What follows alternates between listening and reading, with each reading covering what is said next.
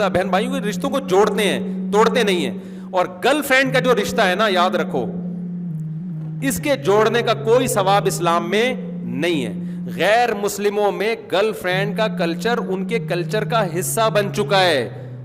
اسی وجہ سے یہ چیز مسلم سوسائٹی میں بھی امپورٹ ہو رہی ہے. خوب سمجھ لو, سب سے غلیظ اور گندا اور پلید اور ناپاک اور گوبر والا رشتہ بوائے فرینڈ اور گرل فرینڈ کا رشتہ ہے. یہ اتنا غلیظ رشتہ, کسی کو بتاتے ہوئے نا شرمایا کرو کہ میری گرل فرینڈ ہے. یہ ناپاک رشتہ ہے, اس محبت پہ کوئی ثواب نہیں ملتا. ان کا فزیکل ریلیشن ہوا, 4 گواہوں سے ثابت ہو گیا ان کمبختوں نے زنا کیا ہے, تو اسلام کہتا ہے ان کو کوڑے مارو. شادی شدہ نے گرل فرینڈ رکھی ہوئی ہے, اسلام کیا کہتا ہے, حکومت کو کہتا ہے آپ نہ یہ کام کریں کہ اس کو زمین میں گاڑ کے پتھروں سے مار کے ہلاک کر دو. اور کنوارا یہ کام کرتا ہے, گرل فرینڈ رکھتا ہے, تو اسلام کیا کہتا ہے, چوک پہ 100 کوڑے مارو اس کو. اتنا غلیظ, اتنا گندا, اتنا پلید رشتہ کس کا, گرل فرینڈ اور بوائے فرینڈ کا. غیر مسلموں میں فخر ہے, پوچھتے ہیں آپ کی کوئی گرل فرینڈ ہے تو اس کو یہ تحفہ دیں. آپ زمین میں گڑ جایا کرو یہ بتاتے ہوئے کہ میری کوئی گرل فرینڈ ہے. نہیں آ رہی میرا خیال ہے بات سمجھ میں؟ گرل فرینڈ سے رشتہ جوڑو گے, خدا کی نظر میں ناپاک اور پلید بن جاؤ گے, زانی کہلاؤ گے. بیوی سے جتنا قریب ہوگے اللہ کی نظر میں اتنے ہی مبارک اور مقدس بن جاؤ گے.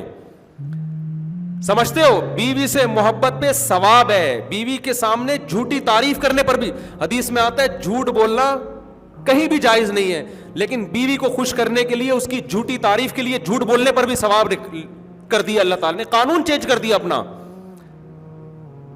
کہ اگر جھوٹ موٹ تعریف کر دو کہ خوش ہو جائے گی وہ, تو کوئی بات نہیں ہے, جھوٹ بولنا بھی جائز ہے. اتنا اللہ کو میاں بیوی کا رشتہ محبوب ہے. نبی صلی اللہ علیہ وسلم نے فرمایا جب مرد اپنی زوجہ سے خواہش پوری کرتا ہے اللہ اس پہ بھی ثواب دیتے ہیں. صحابہ نے عرض کیا یا رسول اللہ وہ تو اپنی خواہش پوری کر رہا ہے, اس پہ ثواب کیوں؟ آپ نے فرمایا بتاؤ اگر وہ کسی عورت سے زنا کرتا, یعنی گرل فرینڈ کے پاس جاتا, تو گناہ ملتا کہ نہیں ملتا؟ صحابہ نے کہا ضرور. فرمائے کیا بات ہے کہ تم گناہ کو گناہ تو کاؤنٹ کر رہے ہو, حلال میں ثواب کو کاؤنٹ نہیں کر رہے. اس نے برائی سے اپنے آپ کو بچایا ہے. تو یہ غلیظ گندا رشتہ, یہ اس کو جتنی برا بلا کہو نا کم ہے. جب بھی کوئی آپ کا دوست آ کے بتایا کرے نا میری گرل فرینڈ ہے, آپ بولو یار بڑا پلید رشتہ ہے یار, بڑا گندا, بڑا غلیظ, بھنگیوں والا کام کیا تو نے یار. پھر اپنی دوسری بات فوراً چینج کر دو. ایک دفعہ یہ بولا ضرور کرو, کیونکہ ہم معاشرے میں اس کو برداشت, میں نہیں کہہ رہا آپ اس پہ مارے پیٹیں, یہ تو آپ نہیں کر سکتے, نہ کرنا چاہیے آپ کو. کسی کی نجی زندگی میں آپ کو کوئی حق نہیں ہے کہ آپ اس پہ سختی کریں, لیکن اس کی تعریف نہ کیا کریں, چپ نہ رہا کریں. سمجھتے ہو؟ جب بھی بولے نا کہ میری گرل فرینڈ ہے یا میرا بوائے فرینڈ ہے, آپ بولے بڑے پلید کام کیا, بھنگیوں والا کام کیا, اس سے اچھا تھا گٹر صاف کر لیتا, بھنگی بن جاتا. ہاں آپ بتائیے کس سلسلے میں آنا ہوا. ایک دفعہ پارسل ضرور کیا کرو. چپ بیٹھے ہوئے ہوتے ہیں. میرے پاس ایک دفعہ میں سفر پہ تھا تو ایک شخص آیا اپنی گرل فرینڈ کو لے کر, لڑکا تھا, یونیورسٹی میں کہیں ٹور پہ نکلے ہوئے تھے, ہم بھی گلگت چترال گئے ہوئے تھے, وہ بھی پورا بس بھر کے نا لڑکے لڑکیوں کی جاتے ہیں لوگ یونیورسٹیوں میں. ماں باپ نے تو اپنی بیٹیوں کو بالکل ماشاءاللہ بے غیرت بنانے میں کوئی کسر چھوڑ گئی. ماں باپ چاہتے ہیں اچھی ڈاکٹر بنے ہماری بیٹی, کماؤ پوت بنے, کمائے, تو ان کو اس سے کوئی غرض نہیں ہے. بوائے فرینڈ کے ساتھ جا رہی ہے, لڑکوں کے ساتھ جا رہی ہے. آج کل یہ ٹینشن ختم ہو گئی, آخرت کی فکر نہیں ہے نا. تو وہ آیا میرے پاس, کہہ رہے میری گرل فرینڈ ہے, آپ کو سلام کہہ رہی ہے, میں بھی آپ کو سلام کہہ رہا ہوں, میری گرل فرینڈ کے لیے کوئی حکم ہو تو بتائیے. میں نے کہا اس کو حکم یہ ہے, کوئی نصیحت ہو تو بتائیے. وہ تو بیچارہ عقیدت میں آیا تھا. یہ بھی ایک اچھی بات ہے یار, چلو ہمارے پاس کیوں آ رہا ہے, تھوڑی سی مذہب کی محبت ہے تبھی تو آ رہا ہے نا. تو میں نے کہا دیکھو اس کو یہ کہہ دو کہ وہ آپ کو چھوڑ دے اور آپ اس کو چھوڑ دیں. سمجھ میں آ رہی ہے بات؟ تو بری تو لگی ہوگی اس کو, لیکن میں نے کہا پارسل تو کرو نا یار, تاکہ اس رشتے کو لوگ فخر سے کم از کم بولو نا. اگر میں کہتا اچھا گرل فرینڈ ہے اس کو سلام کہیے گا میرا, اپنی گرل فرینڈ, اس کی نظر میں یہ ہوتا ہے کہ یہ کوئی بری بات نہیں ہے. تو میں نے کہا یار آپ کی گرل فرینڈ نے جو کہا ہے کہ مفتی صاحب کو سلام پہنچا دیں اور کوئی نصیحت ہو, میں نے کہا پہلی نصیحت تو یہی ہے کہ وہ آپ کو چھوڑ دیں. اس سے آگے میں نہیں بڑھا کہ بھنگی چمار, یہ اس لیے نہیں بڑھا کہ یہ موقع نہیں تھا, کیونکہ وہ عقیدت محبت میں جب ایک آ رہا ہو نا تو پھر بھنگی چمار نہیں کہا جاتا اس کو, ٹھیک ہے نا. آپ کے تو عقیدت محبت میں نہیں, وہ ویسے ہی آ رہا ہے سلام دعا کے لیے, لیکن یہ بھنگیوں چماروں والا رشتہ ہے, یہ عزت داروں والا رشتہ بولو نہیں ہے. پھر مجھے بعد میں فوراً ایک دم بعض دفعہ ایمرجنسی میں کوئی بات ہوتی ہے نا, تو بعد میں مجھے خیال آیا کہ مجھے ایک جملہ ایڈ کر لینا چاہیے تھا کہ اگر اسی کے ساتھ رہنا ہے تو نکاح کر لو, اور آ جاؤ میں نکاح پڑھا دیتا ہوں یہیں پہ. ہمارے ساتھ اور بھی 2-3 علماء تھے, تو مجھے یہ خیال ہونا بعد میں خیال ہے کہ یار میں نے بڑا چانس مس کر دیا. میں ان سے کہتا, اس کی گرل فرینڈ سے بھی, اس کو بھی کہتا کہ اس پلید رشتے کو ایک جائز رشتے میں فوراً تبدیل کر لو, کوئی ٹینشن کی بات نہیں, ابھی دونوں آ جاؤ, گواہ بیٹھے ہوئے, ابھی نکاح پڑھا کے اس رشتے کو کیا کر دیتا ہوں, ایک جائز میاں بیوی بن جاؤ گے. اور رہنے کی نیت سے, اس نیت سے نہیں کہ گلگت سے واپسی کے ٹور پہ ہم نے کیا کرنا ہے, وہ اس نے عدالت سے خلع لینی اور اس نے طلاق دینی ہے, ایسا کچھ نہیں. رہ لو یار, کیا جا رہا ہے یار تمہارا, کتنا آسان ہے, ابھی بھی تو گھوم ہی رہے ہو نا, میاں بیوی بن کے گھومو, لائف کو انجوائے کرو اور رہنے کی نیت سے.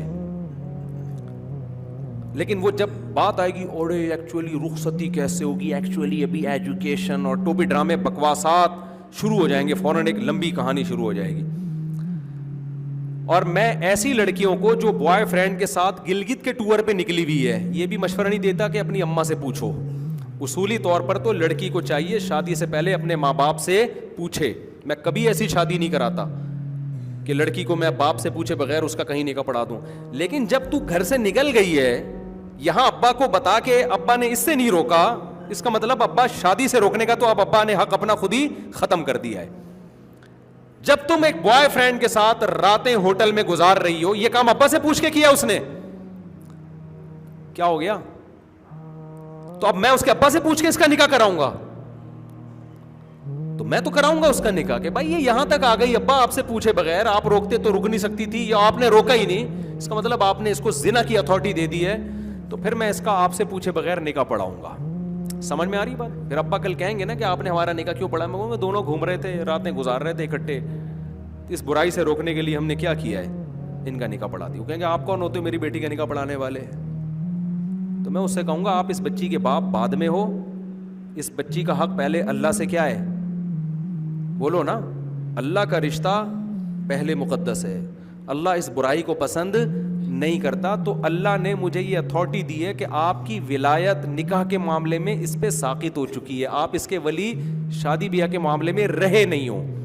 سمجھتے ہو کہ نہیں سمجھتے؟ تو مجھے خدا نے اجازت دی ہے کہ میں ان کا نکاح پڑھا دوں آپ سے پوچھے بغیر, کیونکہ یہ کام کے لیے بھی تو ولی کی اجازت چاہیے تھی نا. تو ولی کے لیے جائز تھا, اجازت دے دیتا کہ ابے نکاح کے لیے جب ولی کی اجازت ضروری ہے تو کیا بوائے فرینڈ بنانے کے لیے ضروری نہیں ہے, اور ولی کے لیے جائز ہے کہ اس کو اجازت دے. تو جس ولی نے اپنی بیٹی کو بوائے فرینڈ رکھنے کی اجازت دے دی ہے, تو وہ اس کو شوہر بنانے سے کیسے روک سکتا ہے؟ نہیں آ رہی کھوپڑی میں تو جو چل رہے ہو چلتے رہو بیٹھ کے. بل اصل بات میں یہ کر رہا تھا, جب کوئی بتایا گیا میری گرل فرینڈ ہے, تو بولا یار بڑا گندا بھنگیوں والا کام کیا, اور صلاح یہ کیسے آنا ہوا. آپ فوراً موضوع چینج کر دو, کیونکہ پھر وہ برسے گا آپ کے اوپر, تو کون ہوتا ہے مجھے روکنے والا. تو ایک دفعہ یہ پارسل کر دیا کرو, تاکہ اس کو شاید اس کے ضمیر جاگ جائے کہ میں کوئی اچھا کام نہیں کر رہا.